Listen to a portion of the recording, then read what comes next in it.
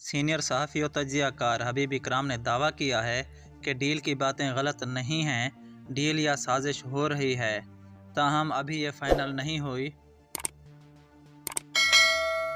हबीब इकराम ने कहा है कि DGISPR से डील से मुतालिक जो सवाल हुआ, इस बारे में उनका यही जवाब होना चाहिए था जो उन्होंने दिया। ताहम डील या साजिश जो होती है, इससे मुतालिक DGISPR को नहीं बताया जाता। अगर बताया भी जाए तो वो इस मामले पर गुफ्तगू नहीं करते।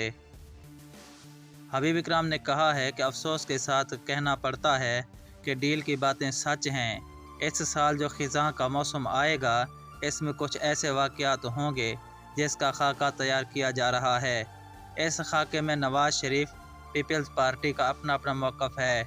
कुछ बुज़ुर्गों और अकबरीन ने इस खाके के खदोखाल तय करने में अहम किरदार भी अदा किया है और वो इससे बखूबी आगाह भी हैं।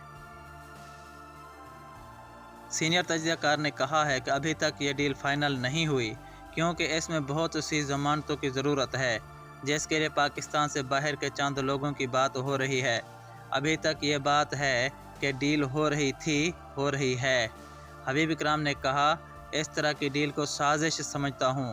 कुछ रियासती ओहदेदार हो, साबिक वज़ीर आज़म हो, मौजूदा वज़ीर आज़म हो, कोई भी शख्स दस्तूर के ख़िलाफ़ कोई इक़दाम उठाएगा, वो पाकिस्तान के ख़िलाफ़ साजिश का हिस्सा बनेगा।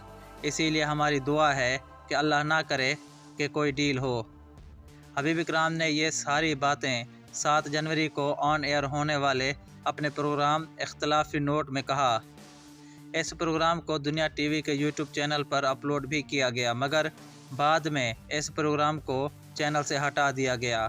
दुनिया टीवी के यूट्यूब चैनल पर वक्त जो प्रोग्राम मौजूद है, इसमें हबीब इकराम की डील की ख़बरों के हवाले से गुफ्तगू मौजूद नहीं है।